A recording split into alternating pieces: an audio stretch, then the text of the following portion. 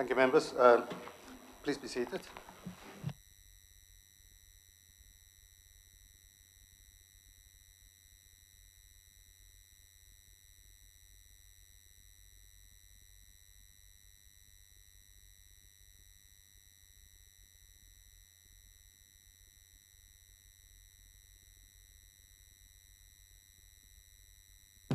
The leader would like to say a word before we go into the minutes. Chairman, thank you for gracing me. It's just before we start the depth of the business of the council this evening. I just think our congratulations that need to go out to a number of our members who you may or may not be aware of. Councillor Laura PC Wilcox is actually now going to become Mayor of Cowes. Congratulations. Councillor Paul Bertie is going to be the Deputy Mayor of Cowes. Congratulations. Councillor Adrian Axford is Deputy Mayor of Ryde. Michael Lilly is the Mayor at Ryde. I've got that right. I always say the words wrong. So congratulations. And Councillor Matt Price, I understand, to be Deputy Mayor at Newport and Carisbrooke Parish Council. So, not Mayor, Chair. Sorry, I was saying right. Sorry.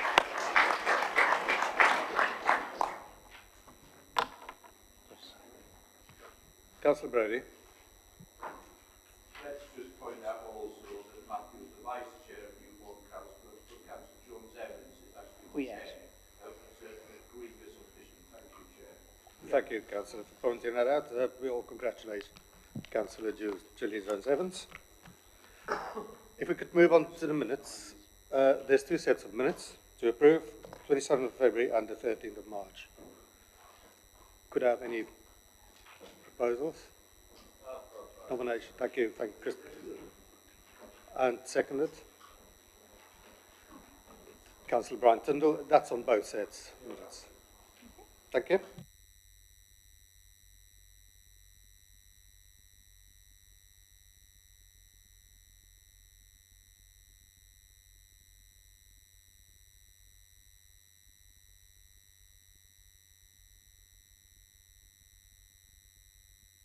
Are there any declarations of interest? Councillor Stewart. Just a slight amendment, Chair, for completeness. I have two members of my family who work for the local authority in education. Thank you. Any other declarations of interest? Councillor Lee. I have a member of my family that work for Children's Services.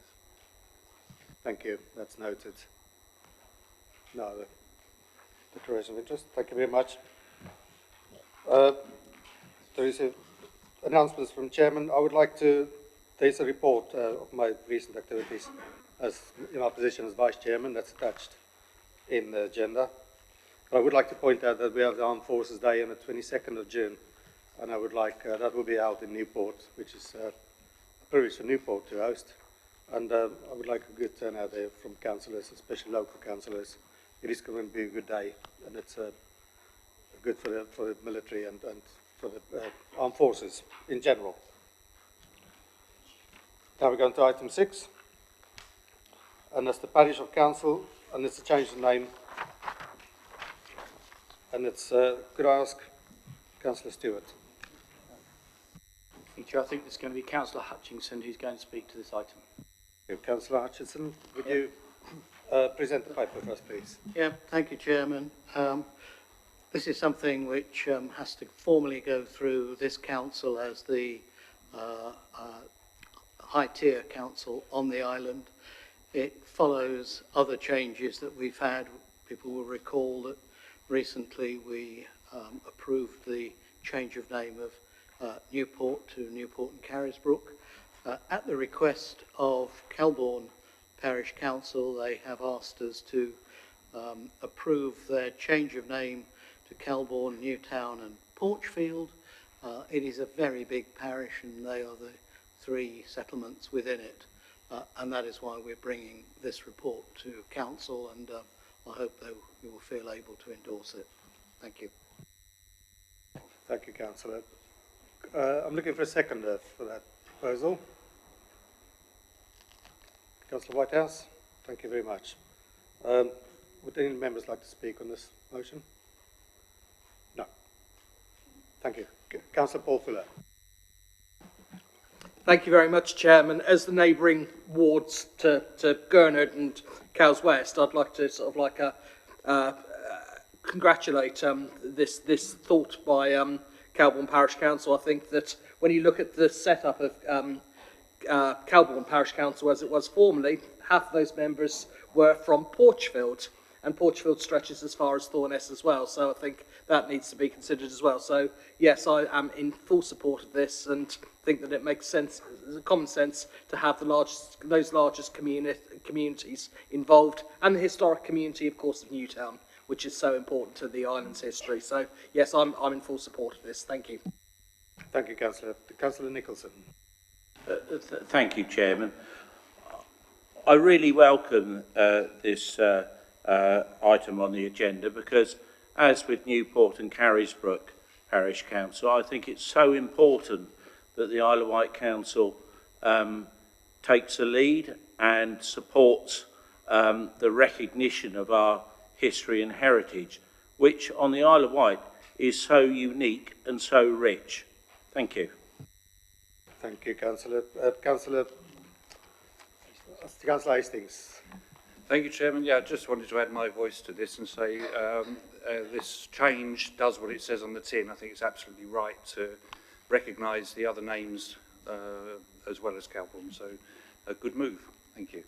Thank you very much. Councillor John Howe. Thank you, Chairman. Calbourne is now a member of the West Wight group of councils that we're all working together to try and make ourselves as big as Newport and Ryde and the Bay Area. So instead of being ignored as being a number of small councils, it does make us a big council with a large amount of people. So I welcome anything that Calbourne decides to do. Thank you very much, Chairman. Thank you, Councillor. There has been a consultation done, and it's been recommended by the Parish Council as well, and I feel we should support it. So I'm looking for the vote on that. If you agree with it, would you raise your hand if you are for the motion? Thank you.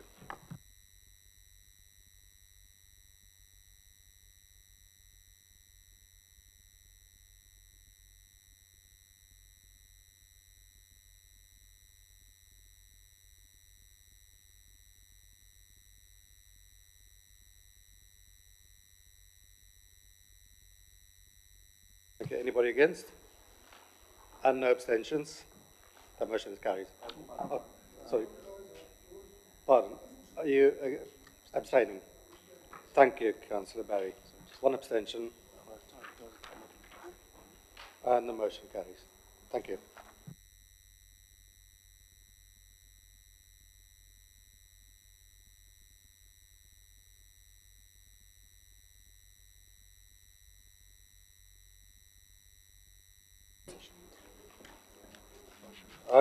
Item number 7, we're looking at the moment, and I'm asking members to take a report as read in front of you. We've all had a copy of it, and I'll ask the leader to propose each recommendation in turn. Thank you very much. Thank you, Chair. In fact, I will very shortly defer this to Councillor Hutchinson, who, building on the work of Councillor Whitehouse, has led the completion of this, and I'll ask him to present each, in relation to the paper, each recommendation individually. I'll now do to Councillor Hutchinson. Thank you, Councillor Hutchinson. Thank you, Chairman. If I could just make a few points which will perhaps explain the reasons for some of the changes. Other changes are administrative in nature, but just running quickly through them, there are half a dozen significant ones. We feel that the nominations for a place on the scrutiny committee, which remains as a voting position for inclusivity, should allow other councils to put nominations forward. There are, I think, now 8 of our 30-odd town and parish councils who are not members of IWALT, and it seems to us appropriate that they should have the opportunity for a voice, and it will be for them to decide as to how they put their nominations forward. Secondly, the scheme of delegation which was considered at the last meeting of scrutiny, and I'm pleased to say that they were reasonably happy with endorsing the present arrangements, which have worked reasonably well so far for the last couple of years. Thirdly, the petition scheme. Here we have some practical proposals to try and manage that scheme.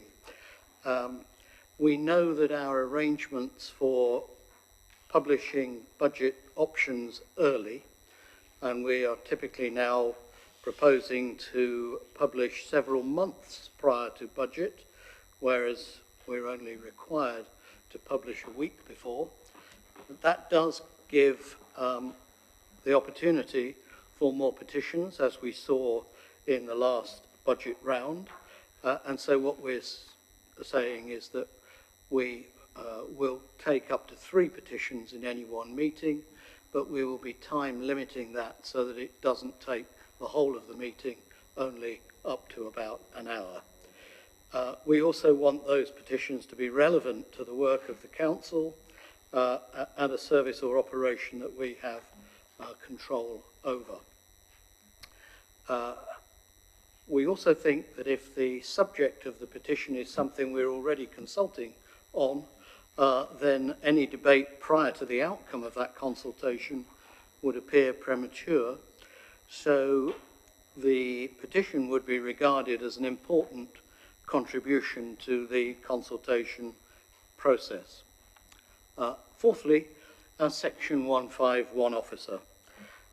This was an initiative introduced by the previous independent administration, which has worked very well, and we would wish to continue that. We're really fortunate to have Chris Ward as our Section 151 officer. He gives us valuable advice, and he is peerless at producing an effective longer-term strategy to steer us through the thorny thicket of budget preparation and management. So this proposal, which is to continue with his appointment, follows the recommendation of the Appointments Committee. I will declare an interest here because I happen to be on that Appointments Committee, but was one of several. Moving on to motions, as with petitions, we believe they should be relevant to the services managed by the Council, and we believe they should be short and succinct. I will point out that because email is now so ubiquitous and it is so easy for a person putting a motion to expand upon what he or she wishes to say, it's obviously open for any member to circulate information prior to that motion. Public questions. We've seen that some questioners put very long preambles to a public question. It's much more a statement of their opinion rather than asking us a question. So by restricting that to 150 words, 150 words is still about 15 lines of type, so it's not just a very short thing, then it is still a lot, but it does go some way to containing some of the lengthy statements we've heard. On the timing of council meetings, sorry, Chairman, I've got a couple of other points, if you'll indulge. Thank you, Chairman. Yeah, I would like you to finish your presentation of the report, Yeah. and then we can go back and go through each recommendation individually. Thank you. Thank you. We know that council meetings can be up to 4 hours, and we've seen, because we have fewer council meetings, that is not unusual. And it's often done right at the end of the proceedings. If we allow chairman to run the meeting for up to 4 hours, then depending on the length of the agenda, kind of subjects that are being debated, the chairman will have the opportunity to engineer a break at an appropriate time. It also means that currently, if we go to 4 hours and we start at 6, we don't finish till 10 o'clock at night, and that means that some people don't get home until 11:15. So a slightly earlier start would be beneficial. This is not something that has to be put into the Constitution, but we do already have a 5 o'clock start for budget. We know that people don't have a problem turning up for 4 o'clock meetings at planning. And we also know that whilst in the past, the only way of actually listening to a council debate was to be present, now, because we live stream all of the debates, people, if they so wish, can watch them from the comfort of their own armchair. So that's the reason for that change. A final minor change. We now have a number of small groups, recognising that not all of them will always want to put forward a budget amendment or an alternative budget. What we want to do is to clarify that every leader of a group will have the opportunity to speak on budget, even if they've not submitted any formal change. So those are the key essences, Chairman. Thank you for letting me finish. Thank you, Councillor Hutchinson. If we go back to options, we start at number 21, so we don't need to take it on block. We look at recommendations. Number 21, that's the first one. So if I can ask for a seconder on that one, please. Just pause that, right? So if you can tell the meeting, all we do is debate each recommendation one at a time. So, and then we'll start with... I'll ask for a seconder first. Yeah. We debate each recommendation individually. I'll ask for a seconder on each one, like now. We'll debate it, and then we vote on each recommendation. So on number 21, recommendation 21, I'll look for a seconder. Councillor Stewart. Thank you, Chair. I'm happy to second as we go through these. I support the one that's been referred to in relation to IWOC. This is absolutely an intention to be inclusive to all town and parish councils, and I second it on that basis, and that's on number A. Councillor Medland. Yeah. There's three names on the mic, if anyone can turn them off. Okay. Thank you very much, Chairman.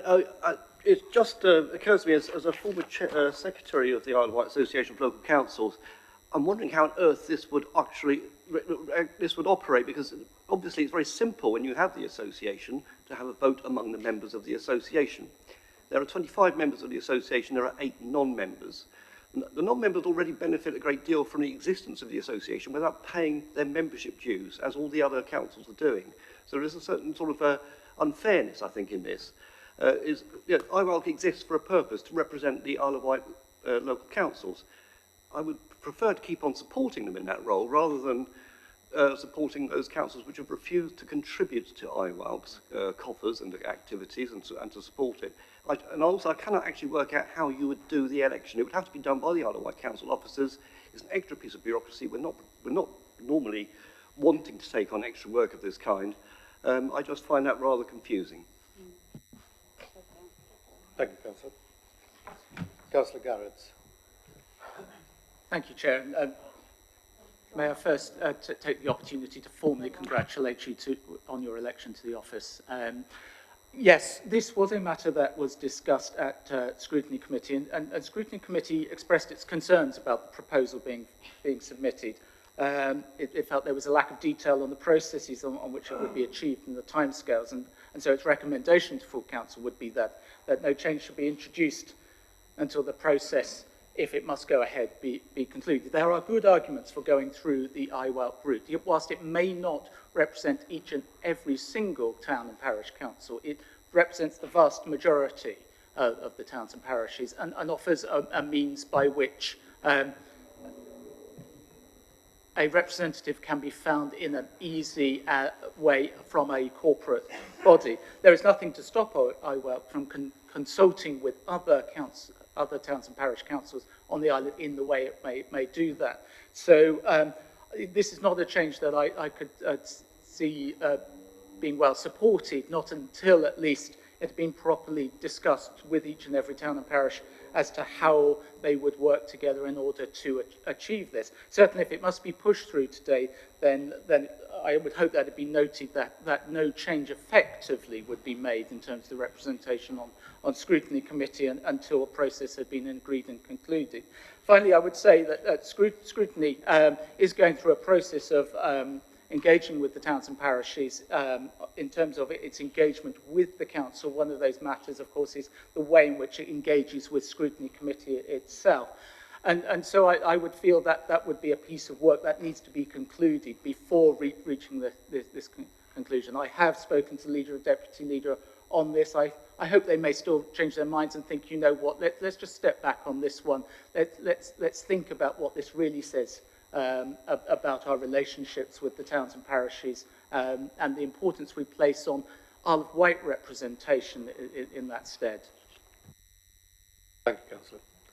Councillor Brodie. Thank you, Chair.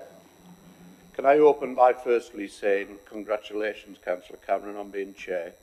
I wish to just say to you I didn't vote for you because unlike every other previous time that I've been on this council, quite often on my own, the leader of this council didn't have class enough to talk to me about who he was going to propose.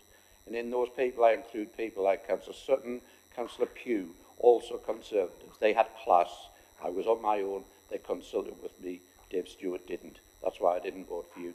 But you will get my respect for the rest of the year, provided you manage these meetings well. You know how I operate. Thank you, Councillor. I don't take it personally. No problem, George. Can I also declare an interest, secondly, as in this item, I should have declared at the start, I am a member of the executive of IWALC, representing Newport and Carisbrooke Parish Council, who involve themselves very thoroughly in that organisation, as does the other large council, Ryde Town Council. And I believe Freshwater Parish Council, your own council, is also a key player in that. What I'm worried about this is that this is yet another example of the Conservatives on this council driving local government into the hands of Hampshire. We have a situation on the Isle of Wight where the Hampshire Association of Local Councils are deliberately attempting to poach members from IWALC against the rules of the National Association of Local Councils. For instance, nearly all of them have signed up to what's called associate membership. That includes councils, particularly like Bembridge and Ventnor. And there is a particular clerk who is involved in the Society of Local Council Clerks on the island, who many of us will know from her notoriety, but I won't name her in here, is deliberately trying to undermine the role of the Isle of Wight Association on the Isle of Wight. So therefore, I would urge people to put the Island Association first. Secondly, I would entirely endorse what Councillor Medland said. I'm not quite sure how you're going to operate this. Presumably, that you would look for the nominee of the 33 councils. Given that IWAL currently represents 25, it will get more back. I have no doubt about that. Currently represents 25. They're always going to outweigh the rest of them. So this is a pointless and deliberately attacking amendment to our constitution that is entirely unnecessary. I would urge every member of the Conservative group to put the island first, to put the Isle of Wight Association of Town and Parish Councils first, and to reject this ridiculous and cruel amendment. Thank you, George. Chair. Thank you. Thank you very much. Councillor Fuller is next. Thank you. Thank you very much, Chairman, and congratulations on your appointment. First of all, I need to declare an interest in so far as I'm now the representative and the Vice Chairman of Gurn Parish Council within IWALC. I've been attending IWALC meetings for many, many years, and I think that they're a productive organisation. And I certainly think when we were looking at reducing the amount of services that the Isle of Wight Council provided for our community, the IWALC was absolutely invaluable in that they embraced the taking on of the services. And I feel that this is perhaps a little bit provocative and at worst a slap in the face to those parish councils that we've worked with in partnership for a great many years. I think the fact that the IWALC member is a voting member. They are democratically elected, and they are also putting up with a lot of the issues that we have with the reduction of services for many years on the island. So I would be in total opposition to this and join with colleagues and ask that other members do like so. We have a IWALC meeting tomorrow evening, and I'm sure that they will have their own views on this decision that we're going to make tonight. And I see that there is strength working together, building bridges, not building walls. Thank you. Councillor Howe, you're next to speak. Thank you, Chairman. As you might know, that Totland is one of the councils that actually went to the mainland. That wasn't necessarily my decision, but I'm sure that the Conservative group would think it's a good idea, as they voted for the fire service to go to Hampshire, the schools to go to Hampshire, and other groups of council staff being run from Hampshire, that why they are against the parish councils being part of Hampshire. It seems to me that it's looking at with two different faces. It's all right for the council to be involved with Hampshire, but it's not all right for a parish council to decide the same thing. I mean, I've been a member of IWALC since 1974, and I've always supported them. Although I find now that when we were in it the last time was that it seemed to me that we were being pushed out for the bigger authorities that wanted to tell us what to do all the time, the bigger town councils, and we were just a minor nuisance to them. But I feel that, you know, with the idea that the county councillors feel that Hampshire is a good thing for the fire service and for education and other things, why they don't think it's a good idea for the parish councillors to make their own choice. And by the way, can I thank and welcome George Cameron, because he is the first county councillor chairman that actually comes from the West Wight. So thank you, George. Over in the West Wight. Thank you very much, Councillor White. Councillor Pease. Thank you, Chair. For me, this is about democracy. IWALC do not represent the entire Isle of Wight councils. There are a number of councils that are not in IWALC. One in particular is Ventnor, which is where I represent. They deserve a voice that is outside of IWALC. And that's why I'm in favour of this motion. Thank you. Thank you, Councillor. Councillor Andre. Thank you, Chair, and I'd like to add my congratulations to you on your appointment. As the lead member on the scrutiny producing the scoping document on the Town and Parish Council collaboration, I don't feel it would be right for me to actually comment in detail on this item, but I will say that I am very disappointed that this item has been brought before Council at this time prior to the work being completed. And I would propose that this item is deferred until the work can be, the report can be brought before full council and this matter can be considered in the round. Thank you. Thank you, Councillor Andre. Councillor Whitehouse.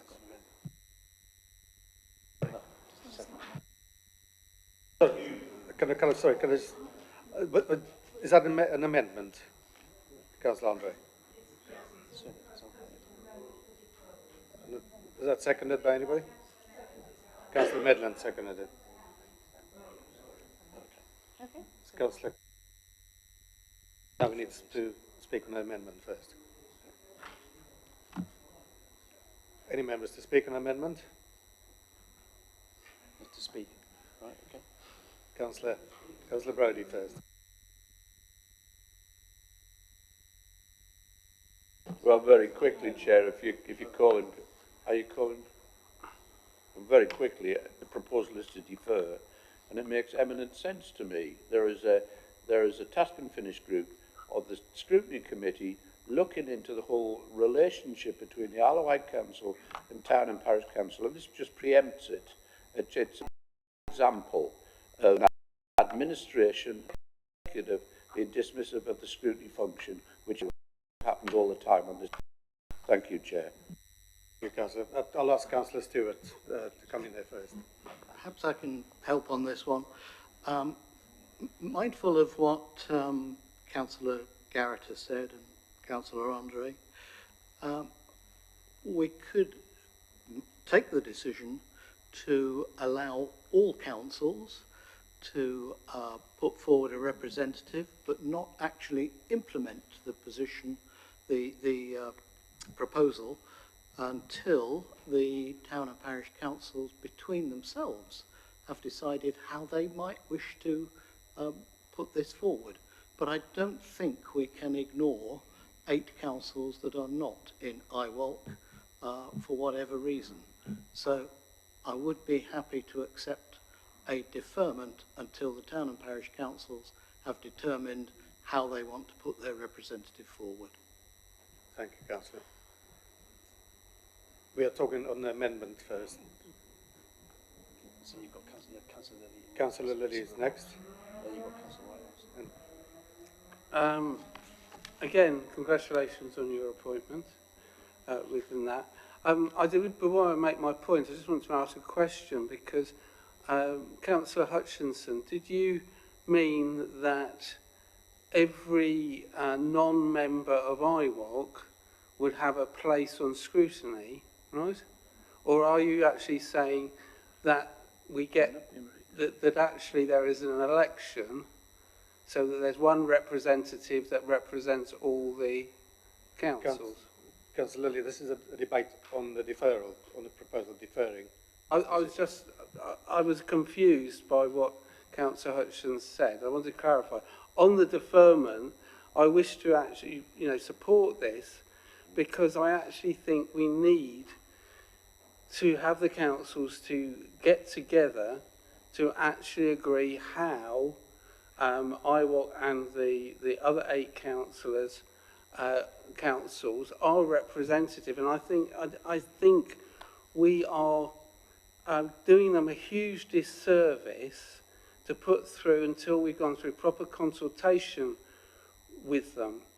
My particular concern is we need to know, I think the parish council and town councils belong to organisations or have alternatives about their training and how they operate in governance. That's the whole point of an association.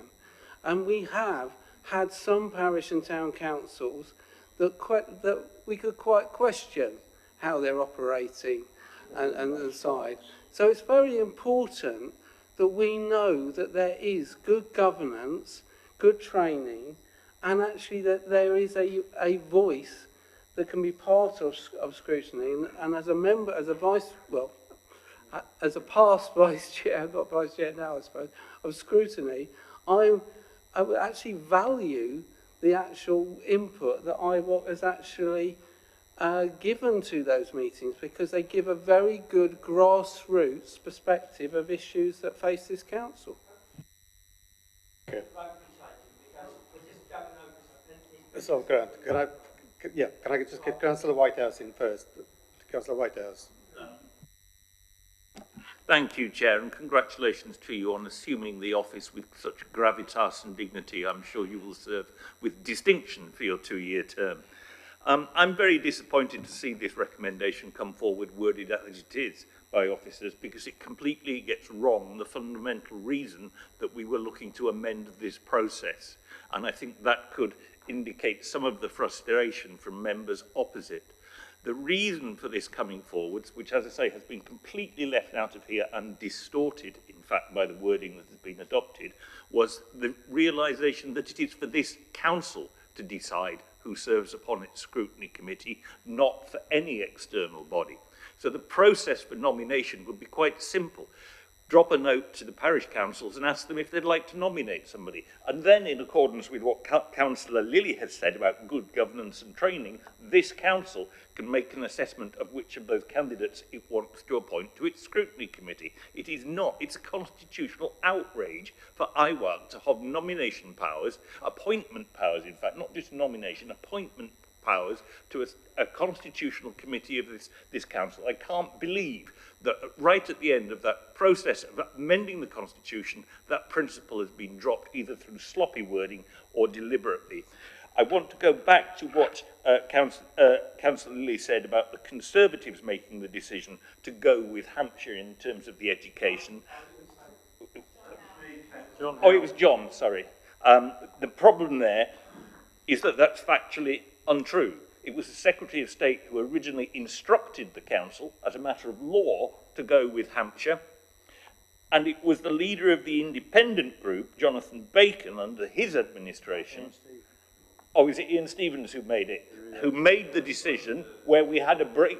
No, we had a break clause under the previous administration, and the independent groups, backed by Councillor Lumley at the time, stood. No. Sorry, Chair, could you defend me from this interruption? Let us finish first, Councillor. The fact is that the Secretary of State for Education instructed the Council, with the support of the Conservative group, I hasten to add, and wisely so. Councillor Brody, could Councillor Whitehouse finish first, please? Absolutely, and it was the right decision, but we had a break clause in it, which, under Ian Stevens' leadership, and he's nodding, he took the conscious decision to... Chair... Councillor Barry, could you please keep quiet and let Councillor Whitehouse finish first? You're behaving disgracefully, Councillor Barry. I'm not going to put up with this. You'll have to let people finish speaking, please. Chairman, I did ask that the vote be taken, and I think that is in the Constitution. If that is seconded, could we move to the vote? We need to vote.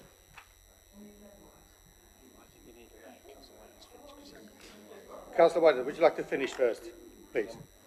Yes, just as a matter of fact, it was the previous independent administration that had the option of terminating the arrangement with Hampshire, and quite rightly and wisely, they told me at the time not continuing it was not even in question because it was so evidently the right thing to do. Thank you, Chair. Thank you, Councillor Whitehouse. After all that, I think we go to the vote. Let's be clear about what the vote is. We need to vote on deferral of... Well, you need to be clear that if we're being asked to put it to the vote, you have to consider whether you're satisfied it's been discussed sufficiently. And if you aren't, then you give the move of the original motion, which was the leader, the right of reply, and then we go to the vote. So what I'll do now is... So if you're satisfied it's been discussed enough, then you ask the proposer of the motion, Councillor Stewart. Councillor Stewart, would you like to sum up first, please? Councillor Hutchison, would you sum up first, please? Apologies. Thank you, Chair. It is for us to accept whichever nomination comes forward from town and parish councils, or to reject it if we feel that it is wrong or inappropriate. But I'm very happy to accept that we should give town and parish councils time to consider the mechanism by which they might want to put forward jointly a nominated representative, and to defer the change to our processes until they've had that opportunity and can come back to us and say, this is how we'd like to select our candidate. Thank you, Councillor Stewart. Chair, point of order.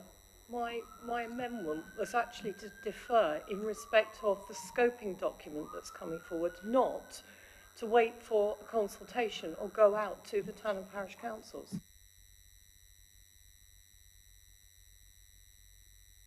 We are voting, and we discussed, debated, and voting on the amendment you proposed. To defer them. And that's what we're doing. It's been discussed, been summed up, and I'm looking for people to vote, please. Sorry, can I just double check, because Councillor Andre's deferment is to wait until the scoping document. Councillor Hutchinson's deferment, there is two different wordings. Can we have read out the actual what deferment we would be voting for, please?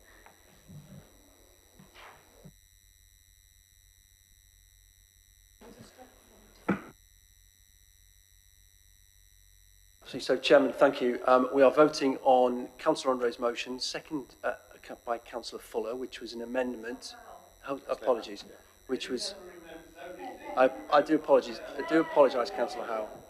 So, it was an amendment to defer recommendation 21 for further consideration as part of the scoping work of the scrutiny committee. So that's what we're on. So the amendment is to defer it further for that consideration.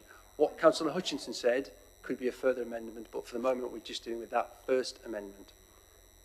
We're voting on Councillor Andre's amendment. Can I just clarify 21A? To defer, just to defer. Okay. Members voting for that deferment. Oh, hands up.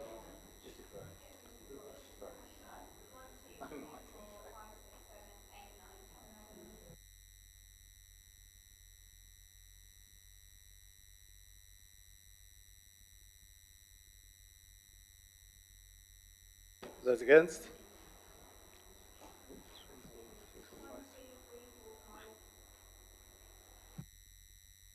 Abstentions?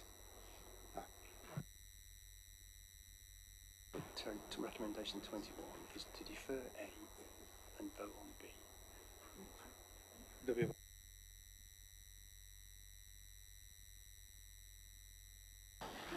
That motion carries. Thank you. Substantive motion. Now we're going back to the substantive motion, and that is to defer 21A. 21A. We still need to vote on the names of the scrutiny committees at 21B. And then, yeah, to change the names on the names of the scrutiny committees. Right. So that's right. Yeah. Does anybody wish to speak? Anybody wish to speak on that? Chair, I'll speak on that. Item B. This was a proposal that we make our committees clear and understandable to the public. If I take the first one, the scrutiny committee, its primary function is to scrutinise the delivery of the corporate plan, and hence the name the corporate scrutiny, because that's what it does on the tin. The name Policy and Scrutiny Committee for Children's Services, Education and Skills is to be exactly that, and it supports the work of the portfolio holder, but also is able to scrutinise that area of the council's business. The Policy and Scrutiny Committee for Health and Social Care is exactly that. It will scrutinise health and social care. And the Policy and Scrutiny Committee for Neighbourhoods and Regeneration likewise aligns itself with the core functions of the council. So I know the question could be asked, what's in a name? Actually, it's about giving clarity to our residents as to what committee is dealing with what. And I'd like to think the Chair of Scrutiny, with whom I've had a conversation, will feel able to support this, and I think that will give a lead. He may wish to speak.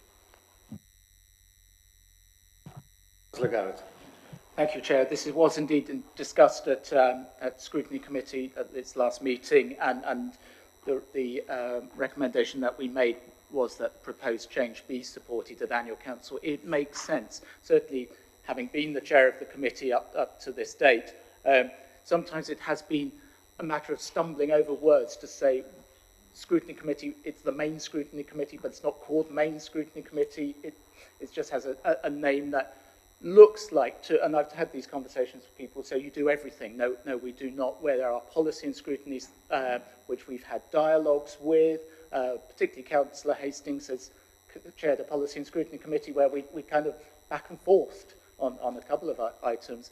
And so I think by making this change, small as it is, it allows it to be more easily understood, I hope, that scrutiny is not a function of just one committee, but a function of several committees, and indeed of this whole council as well, but particularly that there are four committees at present doing that vital and certainly equal work as far as statute is concerned in many ways to the executive work that is also done by this council. Thank you, Councillor. Anybody else wishes to speak? Councillor Nicholson. Yes, Chairman. I'm for a supporter of enhancing clarity, so I shall be supporting this. Thank you. Any other councillor wish to speak? No. Let's vote. Those for the motion.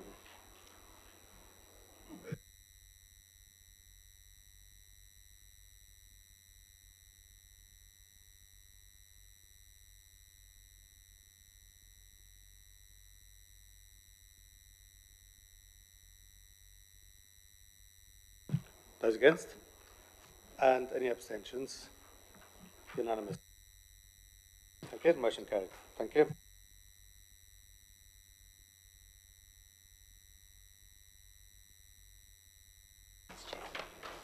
is Appendix A. If you could ask any other nominations, and if not, then you can take all of these on block. That's okay, right, yeah, I understand, yeah. Number 7, the appointments of committees. Chairman, there's a list attached to your agenda with names attached to it, which we'd like to take on block. On first, I would like to ask if there's any other nominations to the positions. Chair, can I ask that we take some of these at least separately? There are some people I have no problem with voting for, others I think are incompetent, so I'd like to take them all separately, if you wouldn't mind. Could you tell us which ones you would like? Separate.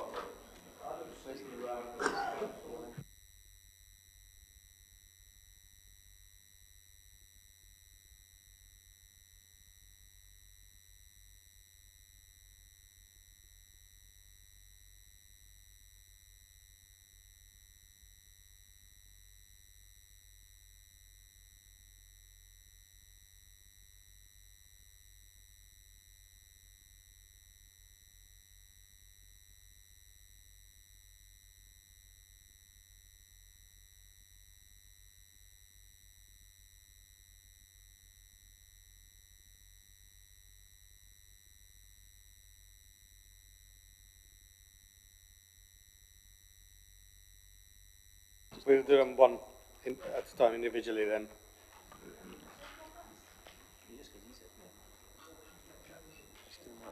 Could we? One at a time. Unless there were other nominations, what are we voting? I said, because I would be asking for the nominations first for these positions. If there's no other nominations, I think we should stick to these. Are there any other nominations for these positions on the list? Councillor Stewart. Yeah, sorry, it'll help you, I think, and also just to be clarify and answer your question directly. We will be making no additional nomination in relation to scrutiny. Councillor Garrett will stand. We're making no other nomination than Councillor Vanessa Churchman for Policy and Scrutiny on Children's. We're making no other nomination other than Policy and Scrutiny Committee on Adult Social Care. Councillor Beeston is nominated by us in respect of the regeneration and neighbourhoods and regeneration, and that is in part due to the fact that Councillor Michael Merwell has a personal health condition, which I won't expand on, which means that he is stepping down from the Cabinet, and Councillor Steve Hastings has been appointed by me in his stead. The Audit Committee, Councillor Adrian Axford has asked to stand down from chair of that committee, and therefore Councillor Brian Tyndall would be our nomination. The Planning Committee, we have no change. We're recommending Councillor Christopher Quirk. The Vice Chair, we have no change. We're recommending Councillor Matthew Price.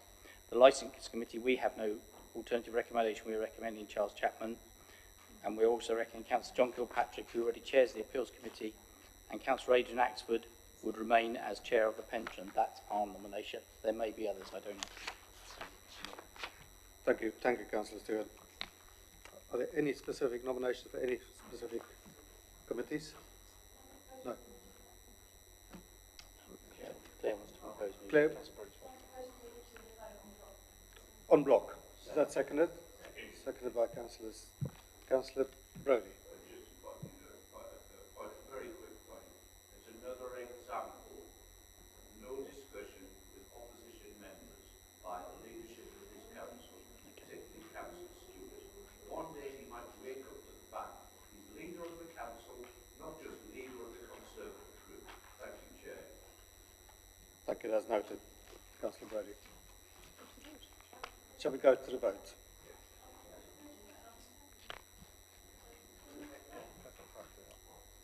Councillor Lee. I'm in a difficult position because if it's done on block, I would have to abstain because I cannot vote on the Isle of Wight Pension Fund Committee because I have a pecuniary interest in the sense that I have a family member, i.e. my wife, who is part of that fund. Thank you. So declaring interest in that. Thank you. Thank you. If we go move to a vote, please. All those for the motion?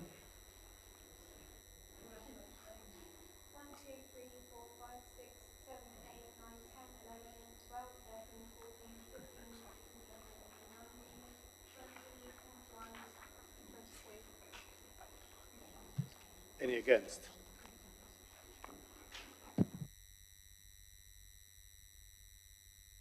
Any abstentions?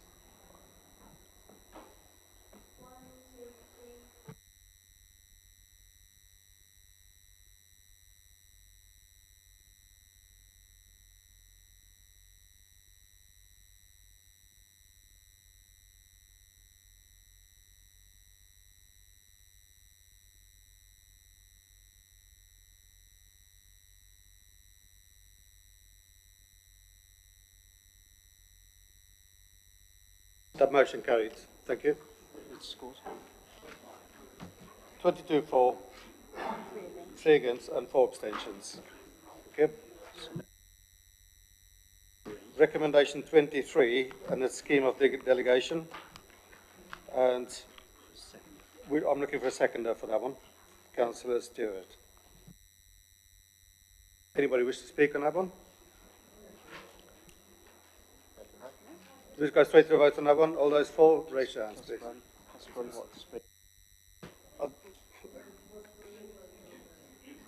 Councillor. Councillor Brody was there first, yeah. Councillor Brody's first, apparently. Thank you. Chair, once again, we have the scheme of delegation which involves the non-inclusive, non-transparent, in my view, delegated decision-making process. I know I'm just tilting at windmills here, but somebody has to protest against it. I assume the Isle of Wight independents will also vote against it, given that they won an election 6 years ago on this very issue. It is clear to me that the way the model is working is not good for the Isle of Wight, and I will oppose this. I believe that Councillor Hutchinson said that scrutiny supported this, which does actually surprise me, because I would be very surprised if an opposition-controlled scrutiny committee supported this scheme of delegation, given the political backgrounds and non-political backgrounds that they come from. I will be voting against this. Thank you, Chair. Thank you, Councillor. Councillor Garrett. Thank you, Chair. Yes, indeed, scrutiny did consider this. Our actual resolution was that we felt at this time that no changes were required to the current process. I'm sure the narrative minutes may bring out more of the discussion that took place at that time, and I think it's recognised that there are differences of opinion as to whether or not delegated decisions are a useful way of conducting some business. Personally, I think they can be, but only where it is quite clearly utterly uncontroversial, such as the boatman and licensing policy or whatever that's coming through or whatever. We also gave a little consideration, but only a tiny bit, to the officer delegated scheme as well. And a resolution came from us that we felt that that scrutiny should look at that at some point, but only after consultation with the leader and the chief executive as to how that may go through. It is only right that we shine a light in these areas from time to time, and Councillor Brodie is absolutely right in terms of how they are perceived. Some will see them as the thrust of strong government, others will see them as undermining democracy. Personally, I would, having served under both programme committees and cabinet systems, been an enthusiastic supporter of cabinet when, surprisingly enough, I was a member of a cabinet in another place on the Big Island, but I would return to programme committees, which I think would be much better at bringing everybody together. But on this particular matter of executive cabinet member delegated decisions and officers ones, it would be stretching the narrative a little to say that we supported it. It's just that we did not bring forward any particular recommendations at this time. Thank you. Thank you. Councillor Outlaw. Mr. Chairman, if I may be brief, and with no disrespect to anybody, I may have been hearing things, but I did hear a proposal to move straight to the vote being seconded some time ago before all these hands went up in the air. And I'm not sure what the Constitution says, but if the Constitution says we should go to the vote, then to the vote we should go. You're right. Let's go to the vote. Those for the motion, raise your hands.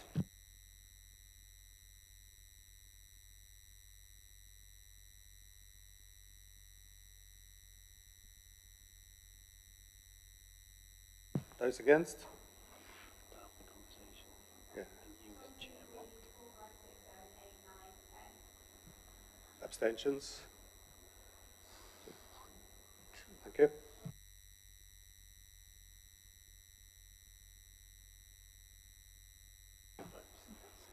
(21 for, 10 against and 2 abstentions. The motion carried. Thank you. We're going to recommendation 24, petition scheme. Could I have a seconder? Councillor Stewart again. Thank you. Anybody wishes to speak on recommendation 24? Councillor Brodie. Chair, I apologise if I'm going to keep coming up on anything that I consider wrong, with a capital W. What it seems to me is we have a number of issues here that are entirely reactive to challenge to this council by members of the public, by opposition members, to anybody with ill health. We'll come on to that on number 27 in a minute with your first suggestion of 4-hour meetings.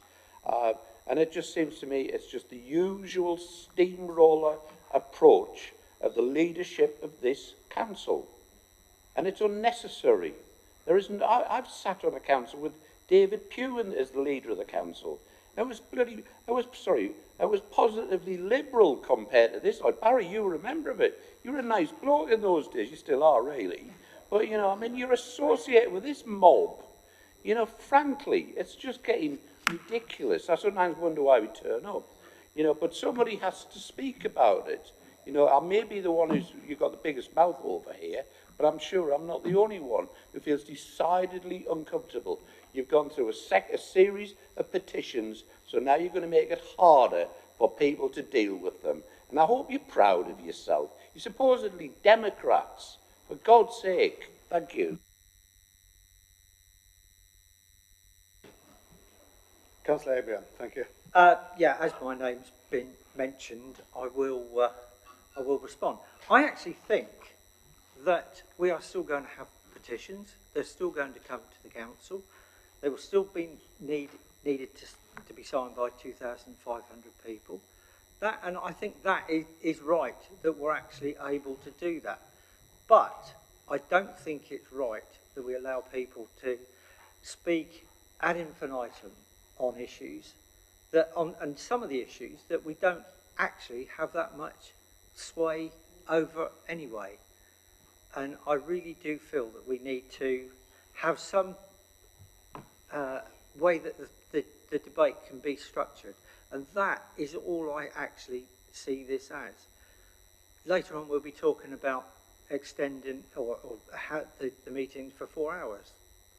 No, we've had this situation where people can put their hands up to vote for an extra hour. We're looking to change the meetings back.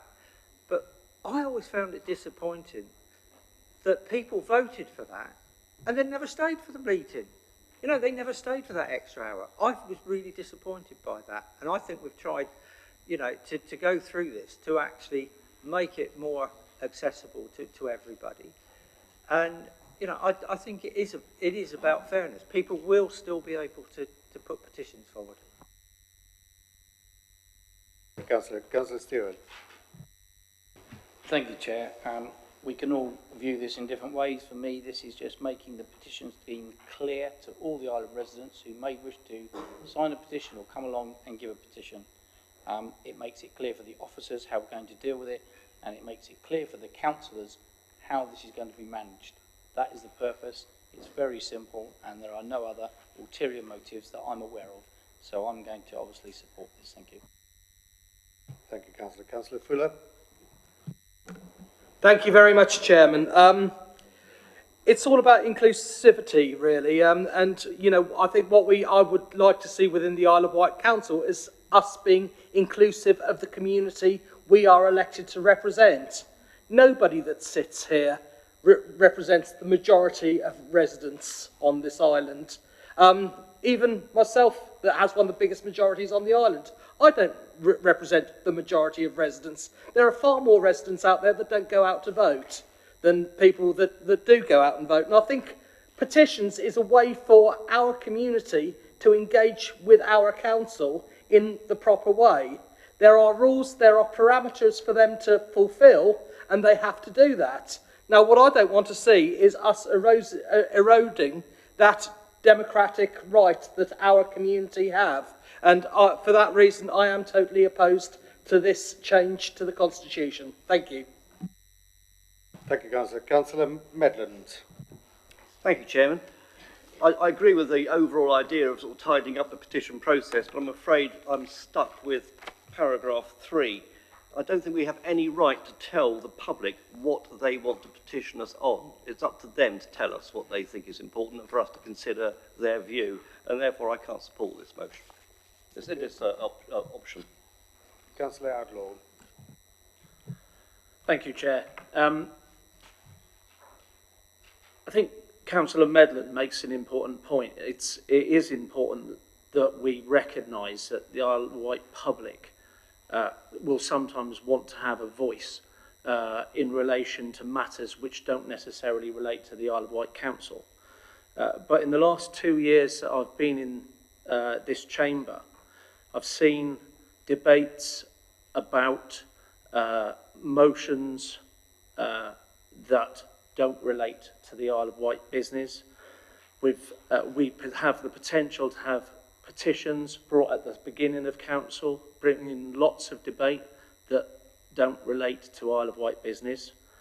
And I've seen meetings have votes to extend the hours into a fourth hour of business when clearly some of the councillors here are very tired, and that when we actually are getting at the end of that meeting to the Isle of Wight business, some of them are leaving because they're tired or they've had enough or they've got something better that they need to be doing. And ultimately, I would rather they were here debating Isle of Wight business rather than debating something which we have no control over. So whilst I do recognise the need that some people on the Isle of Wight will have a voice about something which is unrelated to the Isle of Wight Council, this chamber is here to deal with Isle of Wight Council business, and that's what we should be prioritising, and that's why I'll be supporting this.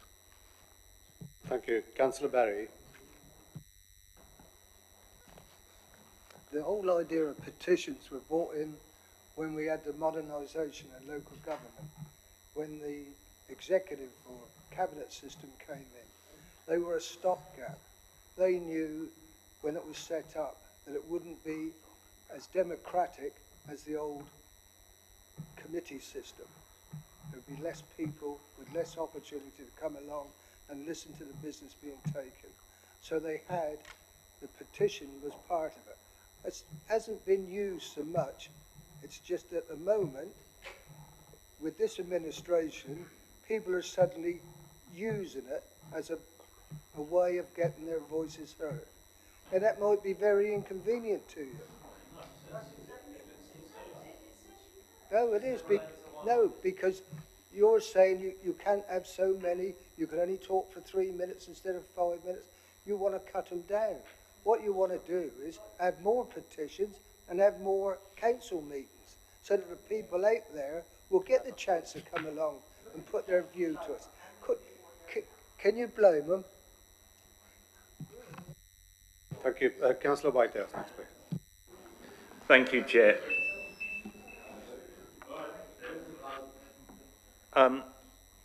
Once again, I'm very disappointed in this section of the paper because it misses the fundamentally important principle of why we need to limit the time that can be spent on petitions. And that's very simple. The council has statutory obligations to pass certain items of business and to take certain decisions, setting a budget, for example, setting allowances and expenses, setting up various panels and committees.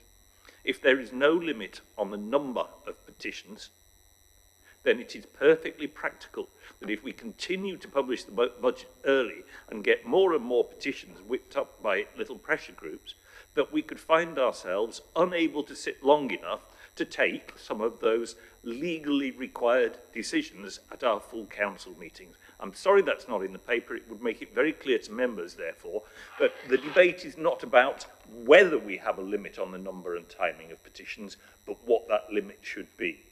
Because clearly we cannot put ourselves in a situation where the chair cannot move on to the statutory required business of the council. I've been saying that for a year. I'm very disappointed that it's been overlooked, but that's the reason it has to be done. Thank you, Councillor. Councillor Lilly, next speaker.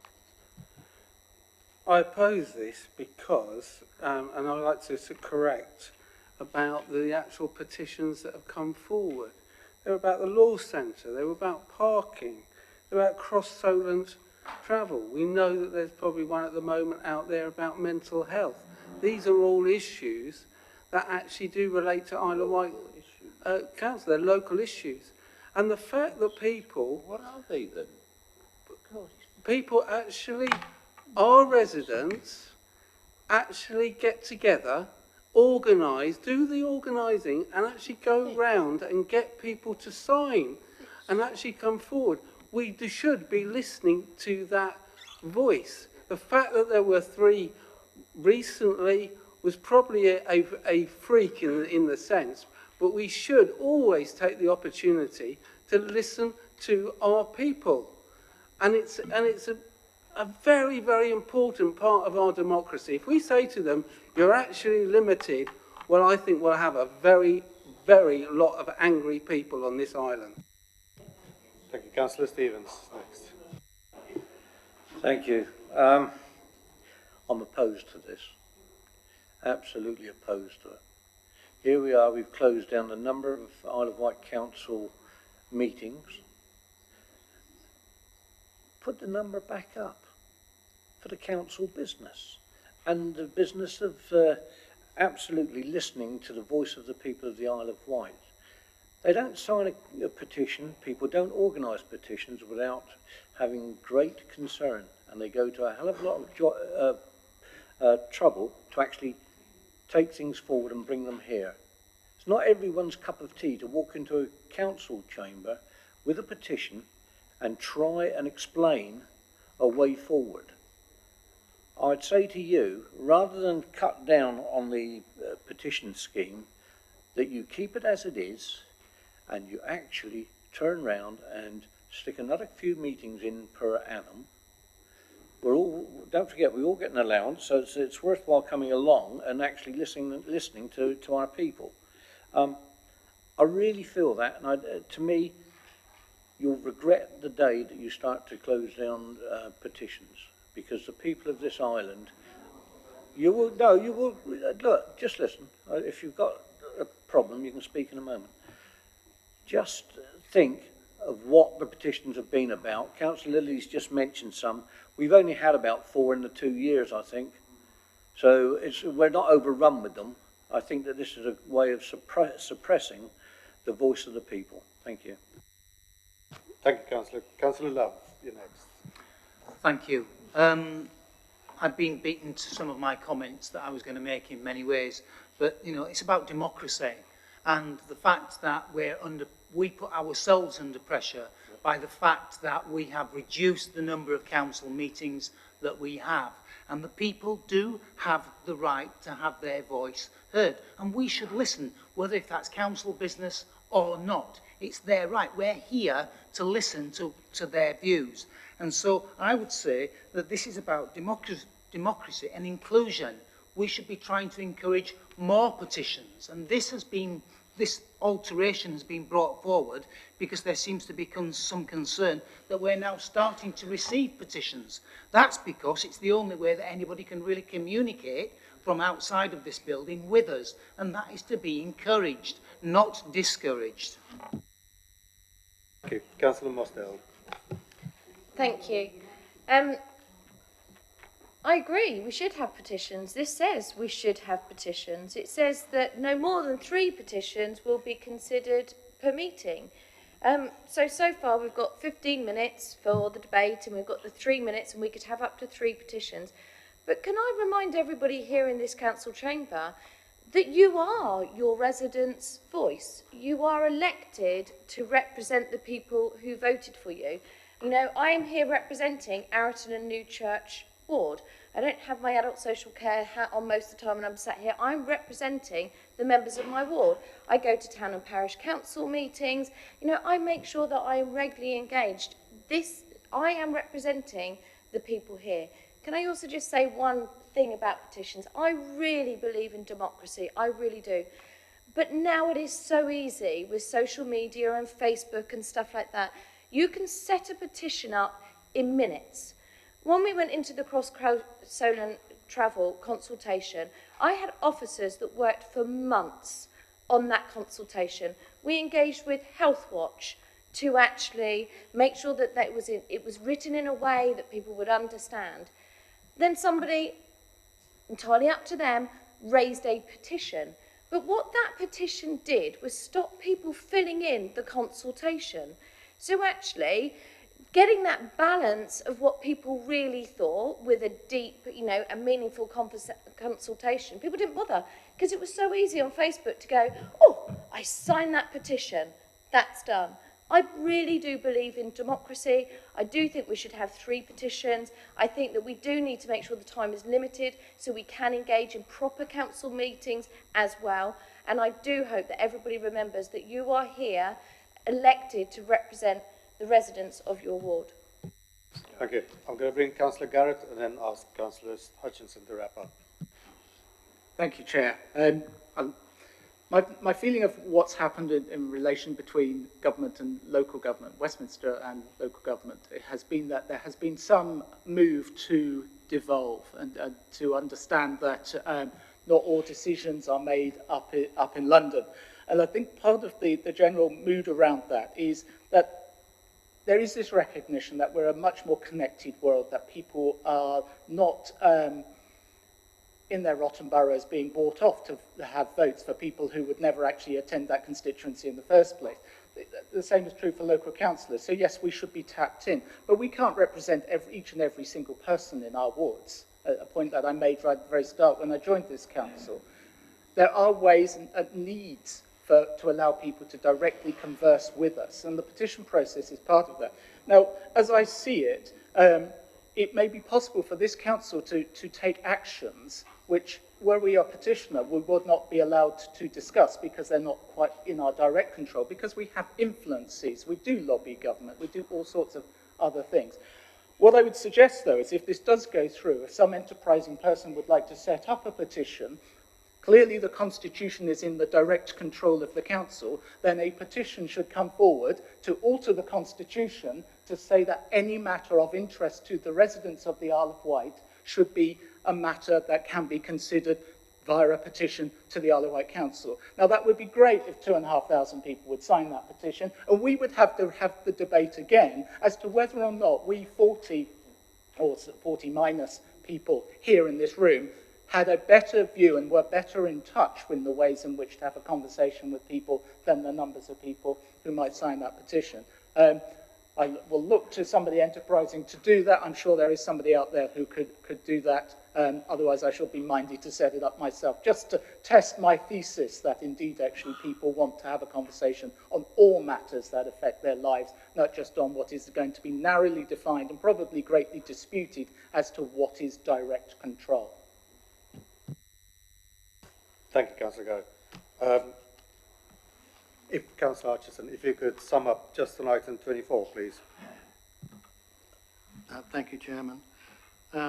Petitions are always difficult anyway because they only ever give one side of an argument. And a lot of people, you never know about the people that don't agree because they don't sign the petition. So it's a strange kind of form of democracy.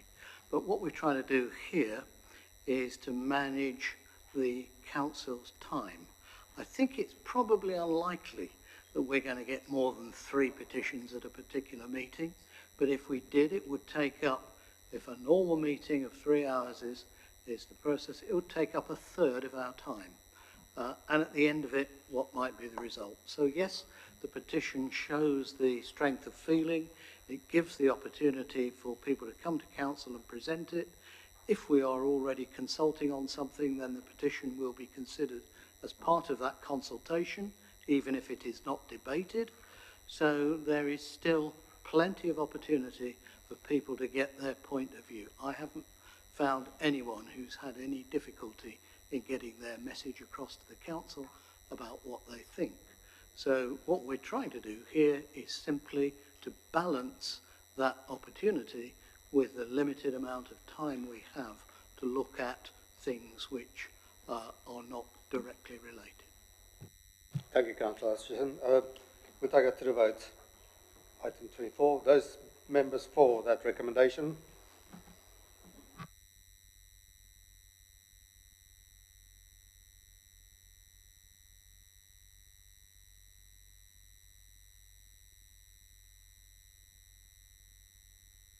Those against?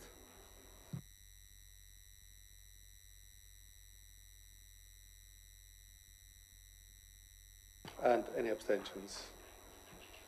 Abstentions, thank you.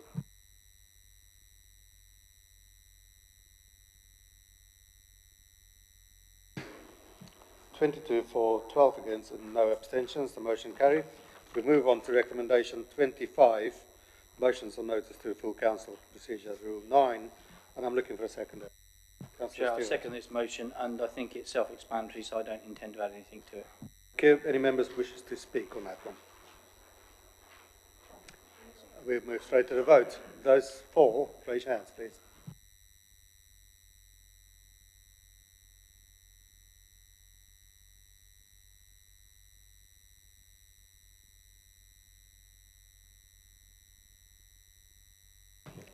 Those against?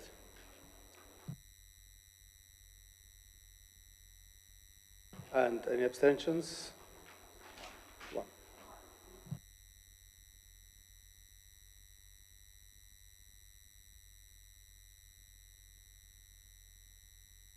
(26) for, 6 against, and 1 abstention. Thank you very much. We move on to recommendation 26. That's public questions. Again, self-explanatory. And I'm looking for a seconder. Councillor Stewart. Any members wish to speak on that one? Councillor Love. Yes, again, I find this quite alarming, limiting people to 150 words. Yes, Councillor Hutchinson, I do know lots of people who find it difficult to get their message across to this council, and I'm sure everybody hears that every day. The fact is that this is about inclusion, and so for me, when I look at that 150 words, I think about it from an equality point of view, in that, you know, the public cannot always communicate in the way that we can and use few words to do that. They do need that opportunity sometimes to explain what it is that they're saying. Otherwise, we haven't got any idea what it relates to in terms of context, depending on what the issue is. So for me, this is about freedom of speech as well. We need to, again, I'm beginning to believe that this chamber is actually going backwards. We have all this social media out there which can help us if we learn how to use it properly. And we are not using it properly. And petitions and all of that sort of stuff, where we start to limit people's ability to communicate effectively as they would wish, not as we would wish, that is a backward step, in my view.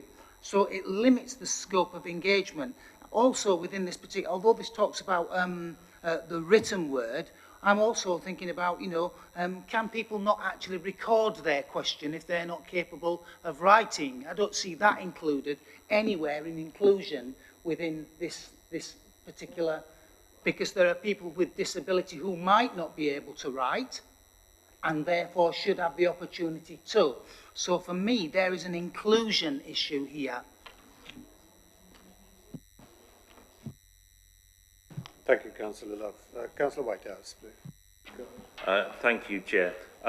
Just to pick up on the point that Councillor Love has just made, I actually think it's a perfectly valid one. We should look at other ways of people being able to serve notice of wanting to ask a question, but I'm sure officers can come up with a scheme that enables it to end up in writing without a constitutional change, bearing in mind that it isn't in the Constitution at the moment. This particular motion isn't going to affect that one way or another, but I'm sure it's something that officers and the Cabinet member can take away further to think about as they move forward. It did arise from a whole series of events which I actually timed and worked out how many man-hours were being wasted on preambles to speeches, and it was in particular reference to one by a former member of this council, a great friend of mine, Bob Blezard, who came along and openly made a speech from the gallery under the guise of it being a question. It went on for quite some minutes. It was clearly an abuse, but the chair didn't have the power under the Constitution simply to arbitrarily cut him off halfway through. And this is about clarifying that sort of situation. And again, I'm sorry that it isn't clear from the paper that that's the situation that would be covered. 150 words is an awful lot. In fact, it's about what I've just used now. Councillor Outlaw. Thank you, Councillor. Thank you, Chair. I would certainly reiterate what Councillor Whitehouse has just suggested. There has been a tendency, I've noted, that certain speakers to the council who have brought questions have had something of a political message that they've wanted to get out rather than actually constitute what I would consider a question valid to this council. But having heard what Councillor Love has said this evening, it's an area which, quite frankly, I confess I'd not considered. And for that reason, I will be voting against this motion. Thank you. Councillor Fuller. Thank you, Chairman. We're talking about public questions here. You know, we sit along these full council meetings, and wouldn't it be great if all members were able to limit what they had to say to 150 words? We'd be home by tea time then. It would be fantastic. But unfortunately, this hasn't been included within the Constitution. I think, you know, when you talk to members of the public that do come and ask questions, it takes a huge amount of courage for some people to come to these meetings. It can be a fairly strange place, County Hall, and to ask a question within that discipline and saying you've got to do it within 150 words is very, very difficult for some people. I think we have to appreciate this is for the public to have their voice, and I think they need to be given all the support they possibly can. One of the concerns I also have, and I think it's shared across the chamber, is the amount of officer time that will be given to support members of the public trying to get their questions into 150 words. It ain't easy, particularly if you have a question that is fairly well charged, which a lot of members of the public do. So I will be opposing this, and I'm sorry I've kept it over 150 words. Apologies. Thank you. Thank you very much. Councillor Downer. Thank you, Chairman. And on the risk of repeating myself, congratulations on your election. What I would like to say, I'd like to concur with Councillor Fuller. Not a lot of people, especially me, are not that articulate. And they need a little bit of jollying along, and I think there should be a little bit of give and take. And condensing down into 150 words, they're going to have to write out something, and they might miss out something that was most important to them. Thank you, Chairman. Thank you. Councillor Andre. Thank you, Chair. I'd just like to point out that I think there is a difference between public asking questions and, as some other members have indicated, making political statements. But I think that that is a job for the Chair, not to be changed in the Constitution. Thank you. Councillor Bertie. Thank you, Chairman. This is about the length of the question. Surely if somebody wants to put a question forward, they're allowed to add attachments to that question with a background to why they're asking the question. It's the question that's been limited to 150 words, not what people want to say to us. Thank you. Thank you. Now, let me speak. Councillor Howard. Just a bit of a sarcastic comment. Do you think that a chief executive would get another title to his name of official word counter during question time, so he'd be able to tick them off one at a time? Make sure we've got... Thank you. I think it's been debated. This one enough. We move to the vote. Those members for this recommendation.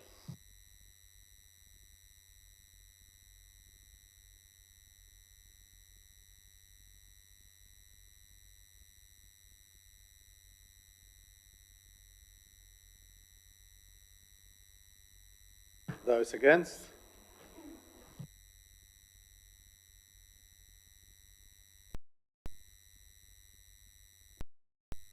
And any abstentions? No, that's good.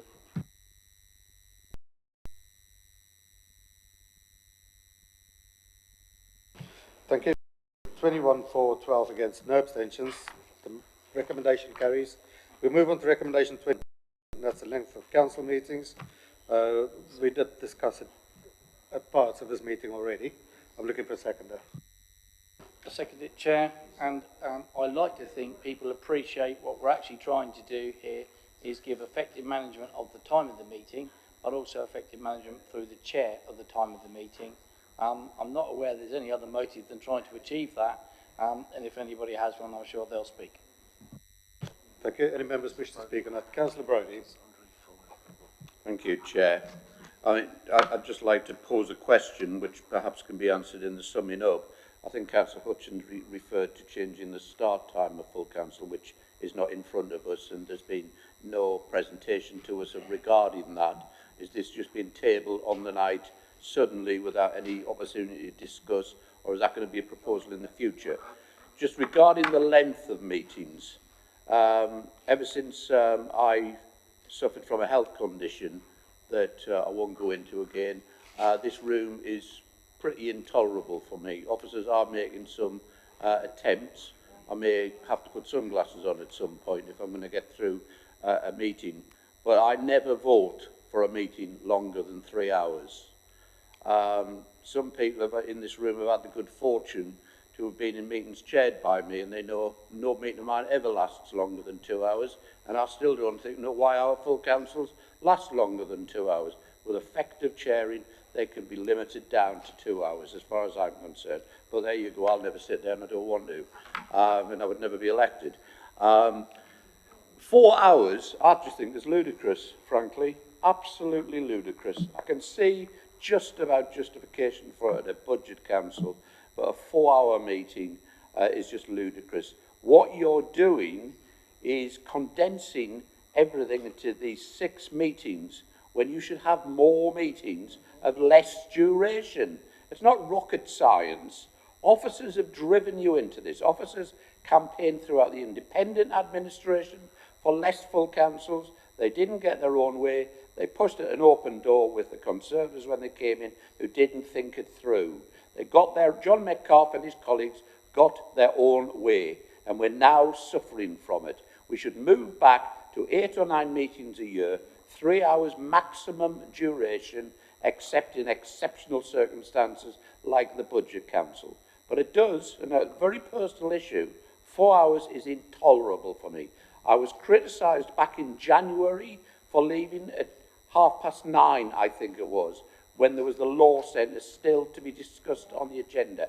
I was positively ill. Some members opposite criticised me for that. That was disability discrimination. I haven't complained about them, but I should have in retrospect. I left it. I will in future.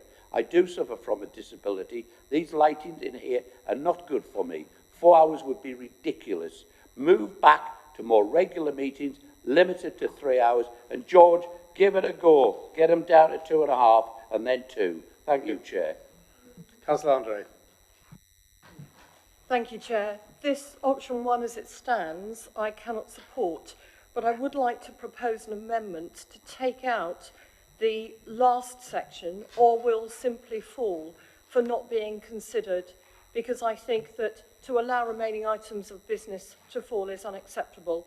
So if there were to be an amendment to take out, or will simply fall for not being considered, I would be able to support option 1. Thank you. Do I have a seconder? Do you have a seconder for that amendment? Councillor Stevens. Now we debate on the amendment. And that is to remove, if any item is not discussed, must be considered at a meeting. So you're saying not to move it to the next meeting? Sorry, Chair, to remove the words "or will simply fall for not being considered." So to end at, so items are either, at the Chairman's discretion, referred to an extraordinary meeting or the next ordinary meeting. Right. Okay, thank you. Sorry, I'm not speaking personally, not for the group, because we hadn't discussed your amendment, but I think the principle is you don't want to lose whatever it is, even if it can't be dealt with on that night, it could come through at a later stage. I think that's, and I'm seeing a number of nods from my colleagues, so I'll ask Councillor Hutchinson to address that, because we did think about that. That may not be an issue. I would accept that amendment to say that the item of business is then transferred to the following meeting. It's up to the person putting the item forward as to recognise whether it would then fall out of time or not. But I don't have a problem with transferring it to you'll accept future meeting. Accept the amendment? Is the seconder happy? Is the seconder happy with the amendment? There's no need to. Yeah. So we vote straight on the recommendation as it is. Any other member wish to speak? Oh. I actually have a great deal of sympathy with what Councillor Lumley was saying earlier. I think it's a very valid point. There is no earthly reason for a well-run council meeting to need to go on beyond 3 hours, particularly as we have voted to curb one of the previously uncontrolled factors in terms of the agenda, which is the number of petitions that can be put. So I think, I don't think we should have a cake and eat it. I don't know where this came from, but I certainly don't support it. It's not fair on members who struggle to cope in this sort of environment to drag it out that long. It's not fair on officers, particularly those who come over from the mainland to serve with us, and it's not fair on those of us, some of us who have to drive back to London after these meetings on the same evening. So I won't be supporting this. Indeed, I'll be voting against it because I don't know where it's come from. Any other member? Councillor Fuller's next. Thank you, Chairman. I'm very much in the same boat as Jeff, and I think both myself and Jeff are quite good at cutting short our meetings. I know, well, you know, the last 3 meetings that I chaired at Cowsdown Council were all under 1 hour, which is the perfect time because you don't get people talking rubbish. And I think when you have a 4-hour-long meeting, you get a lot of people talking rubbish. I'm diabetic, and being diabetic, I need to regularly test my blood sugar level. If I don't test my blood sugar level, I become ill, or I'm ill for the next day, and that's not fair. Why are we discriminating against people with illnesses? And this is particularly what this is going to do. It is going to discriminate people that have got illnesses. I need to be able to test my blood sugar level. I have to eat properly. I need to be able to show that I'm in control. And a 4-hour meeting is too long to be able to do that. And that is not fair. It discriminates. And that is why I'm voting against this, because I think that really we should be an inclusive council and not an exclusive council. Thank you. Thank you. Councillor Adlaw. Thank you, Chair. There's been a series of options put forward tonight, which are a series of changes in the management of the meeting, which are clearly structured at ensuring that we get the best out of these meetings. Now, in business, I've been in some meetings that have lasted all day, and frankly, I've come out of them thinking, what was the point? Because the business that was done in those meetings could have been done properly in an hour. And I'm concerned about the increase of the time of this to 4 hours. I get it, you know, at the end of the day, when you have meetings in the evening, officers don't want to be here in the evening, but members of the public who want to come to these meetings, who come here, they want to come after they've finished work. I want to come after I've finished work. So, as Councillor Brodie has pointed out, it doesn't actually say in this option that there could be a potential change to a 5 o'clock meeting. Yeah, I know it's difficult for officers and they don't want to be here till 10 o'clock. But when you work and you have to come and do the business of the meeting, you need to be here. And yes, if we structure the meeting better and we get the business done better, fair enough. But by restricting, by potentially changing the start time, which isn't in this, I think that's a retrograde step. I would frankly rather have a few, one or two extra meetings in the evening. To be perfectly honest, I wish all council meetings were in the evening, but I don't think officers would be very happy with me. I wouldn't be a popular cabinet member, but I will be voting against this motion. Councillor Howe, you next. Thank you, Chairman. Chairman, I think personally that 3 hours is enough for anybody. Yeah. Going on and on. It was always said to me when you sit on the planning committee, if you put your plans in at the end of the meeting, a long meeting, you're more likely to get it through because they don't want to sit there any longer listening to people going on and on and on into the night. So you're more likely to get your planning permission passed if you're at the end of the queue. But I honestly, in taking things more seriously, I think 3 hours is enough for anybody. I've had enough after 3 hours sitting there. I just want to go home. You know, I feel that, 3 hours, I think we should have a restriction 3 hours. If we find that we can't get anything done in 3 hours, look at it again, find different ways of doing it, but don't go on and 4 hours and 5 hours. I remember a school thing, we were here till midnight. Ridiculous. Thank you. Thank you, Councillor Cow. I think we're just talking about things we do not want to do. Councillor Brady. I'll just add a couple of points. It doesn't say meetings have to last 4 hours. It just said in an absolute emergency they may last 4 hours. It doesn't say they have to. And with the way the meeting's going to be structured a bit more tight and a bit differently and chaired, the meeting might be over in an hour and a half, 2 hours. So I'd like to support Councillor Andre's amendment that we just drop that last line of the sentence and go straight to the vote, because we're wasting time. I'm taking one more on this one. Is Councillor Stevens, and then I'm going to ask Councillor Hutchinson to wrap up. All I'm going to say is that Councillor Brading's beat me to the punch there. So I've nothing to say. I support Councillor Debbie Andre, and meetings don't have to last 4 hours. We can get them over. Thank you, Councillor. Councillor Hutchinson, we'd like to sum up on this one, please. Thank you, Chairman. I absolutely agree that meetings ought not to last for 4 hours, and I do admire Councillor Brodie for getting most of his meetings done in 2.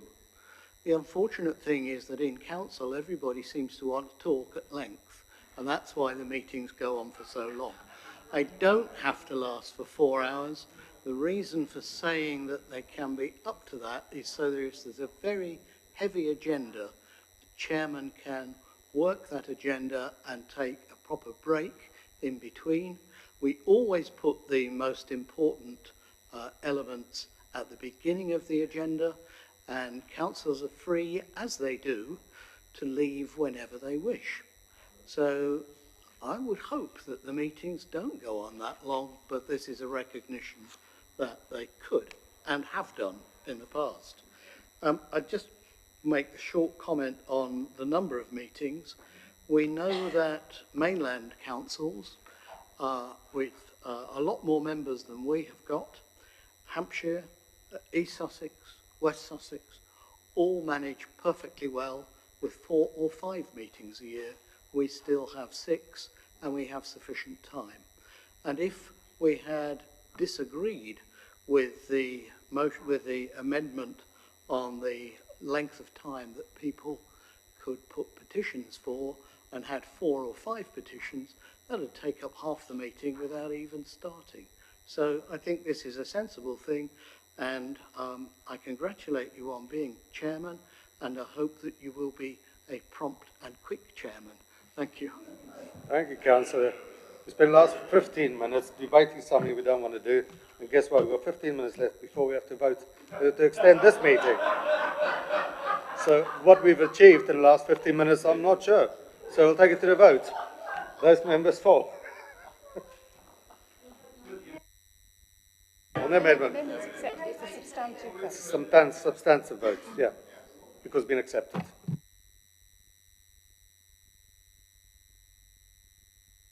Can I point of order, Chair? I think it's not clear that there was members who weren't voting for the substantive motion. Okay, members, just to clarify, so the substantive motion was amended by Councillor Andre's amendment. It was accepted by Councillor Hutchinson and the seconder. Therefore, that amendment automatically is accepted. What you're voting on now is the substantive motion, which is the wording as it appears, minus the words at the end, or will simply fall for not being considered. Okay? Those members for.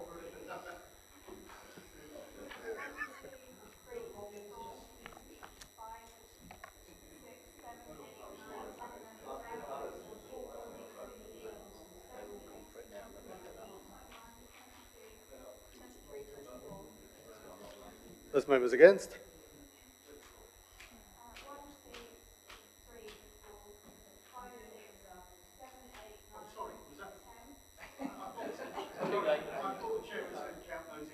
No, those against. Those against. Yes.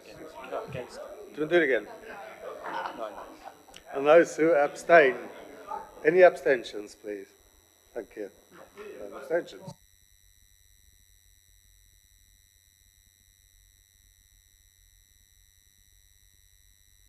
Okay, the results is 24 for and 9 against. The recommendation carries. We go on to number 28, recommendation 28, Budget Council, and I'm looking for a seconder.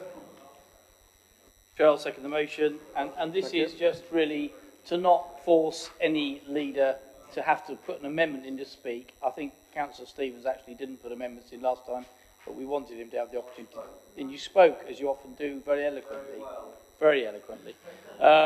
And so that's what it's all about, really. And we seem to have a lot of little groups now, so we just wanted to make sure everybody had the chance to say without having to put amendments in to do it, which allows them to support the budget next year. Thank you. Those members. Anybody wish to speak on it? Councillor Stevens. Those members for. All those in favour?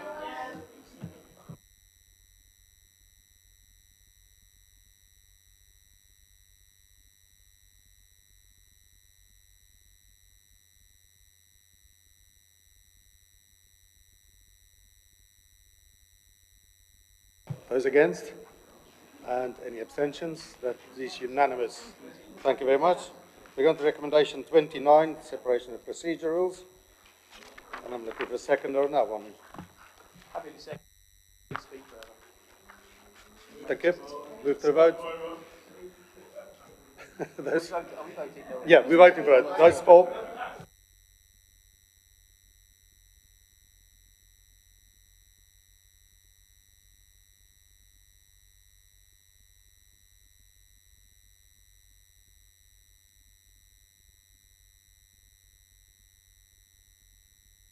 Those members against?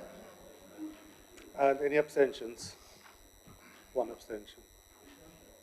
Okay. Lost 2 votes. We'll have to do it again. Those members in favour of the recommendation?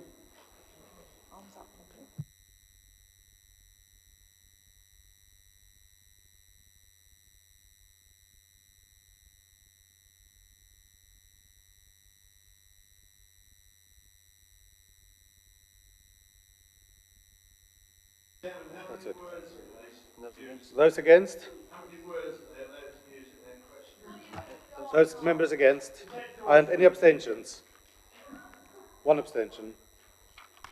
Okay, then we found one. We found one. So it's, I think it's 32. 32. 32 for, 1 against. The motion carried. We're going to recommendation 30, and that's members' written questions to the Cabinet. Seconder for that one? Yeah, I'll second this. This is in order that the Cabinet and indeed myself want to be able to give members a quality response to taking the time to give a written question. And 24 hours before doesn't allow the officers to satisfactorily prepare the information that we would want. So what we're asking to is to get them in 48 hours before, and then you have a right, I think, then to expect a more comprehensive response. Fair enough. Chair. Anybody wishes to speak? No, we've got that to the vote. All those in favour of?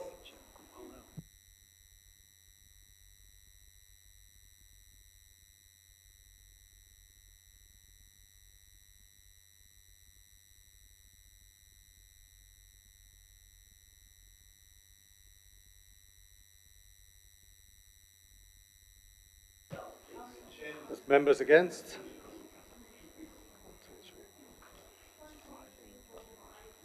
And any abstentions on that one? No abstentions? Yeah, 29 for and 5 against. The recommendation goes through. We are on number 31, gifts and hospitality guidance. And the seconder is Councillor Stewart.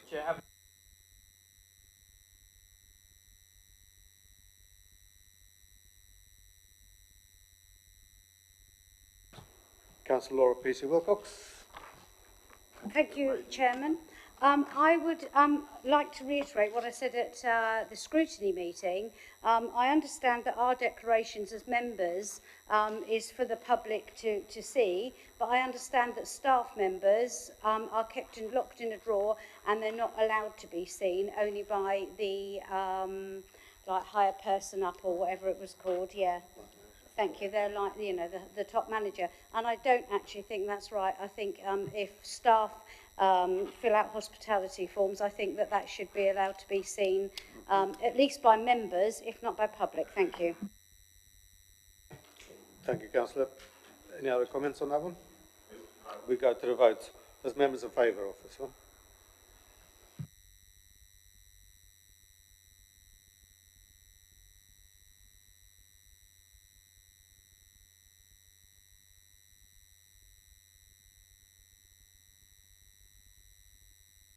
There's members against.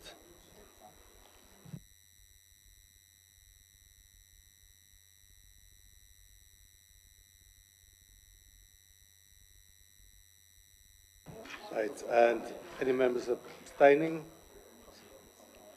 2 abstentions.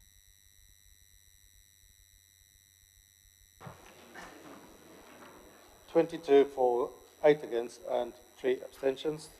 The recommendation carries. And we go on to recommendation 32. Shall we take 33 as well and take it as well? Sorry. Do it separately. Number 32, I'm looking for a seconder. Chair, I'll second this. Effectively, this is agreement to continue with the Section 15 officer who we currently have, which is an agreement we have with Portsmouth City Council. My own view is we've had extremely good service from Chris Ward. I think we benefit from some good experience, and I'm very happy to second this particular item on the agenda. Councillor Andre. Thank you, Chair. I feel that as a member of the appointments panel that made this recommendation, I should not be voting, and I will not be voting on this item. Thank you. Any other members wish to speak? Councillor, we move to the vote. Those members in favour for?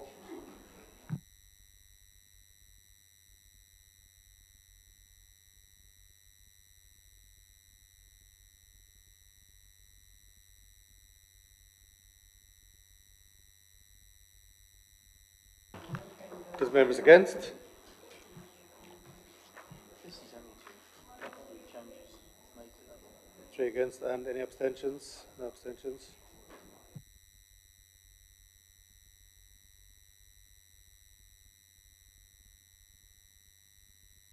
$28. 28 for, 3 against, 1 abstention. The recommendation carries. And the last one of 30, from 33, I'm looking for a second on that one. Chair, I'll second, but I just wanted a clarification. What we're doing by voting for this number 33 is authorising the monitor officer to amend the constitution to reflect the changes that we voted through this evening. Is that what we're doing?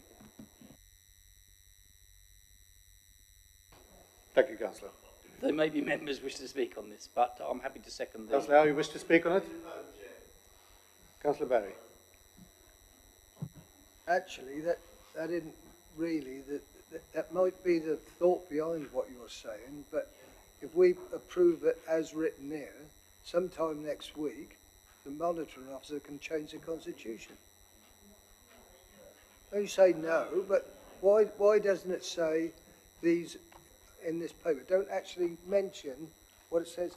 The monitor should be authorised to amend the constitution to reflect any agreed changes. That should be from the meeting tonight, not just left blank so that it's sometime in the future. That clarifies it. Yes, Chair right. would Yes. accept that, and I think Councillor So I Barry want to makes see that. it written there before I vote. That's accepted. Thank you, Councillor Barry. We move to the vote on that one. The members in favour of that.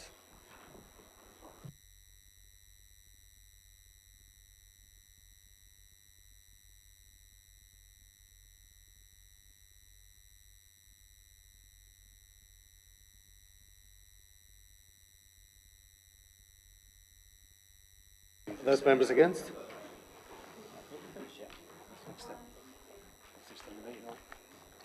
And those members abstaining? No abstentions. Thank you. 31 for and 2 against. No abstentions. Thank you very much. We will go to item number 8 on the agenda. Do we need to move to extend the meeting? We've got 3 minutes left of this meeting. We need to vote to extend this meeting after all that. I need a proposal. Who's need a proposal? Oh. Chair, I'll put the proposal forward that we follow as in item 8 to approve the following programme of ordinary council meetings for the ensuing year, which brings all meetings to commence at 5 p.m, which probably answers points raised by colleagues, and the dates are laid out, and I'm just looking to my colleagues to make sure I've correctly articulated that. It's not. Well, the date of a meeting is not actually part of an amendment to the Constitution, but we are proposing that they start at 5 o'clock, and we're proposing that here so that everybody is aware of that slightly earlier start. Thank you, Councillor Hutchison. Members, move to the vote on that one. Those members for?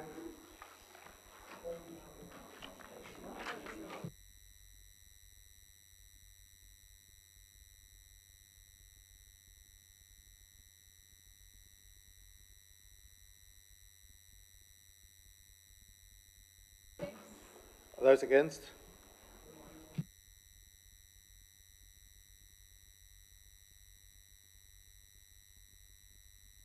And any abstentions? Abstentions. We've got 24 and 26 for and 7 against. That carries. We're out of time now. Do we wish to carry on? I need at least half the members to show a hand to carry on. If that's the case, then we'll have to close the meeting at 9 o'clock. Thank you very much. Close.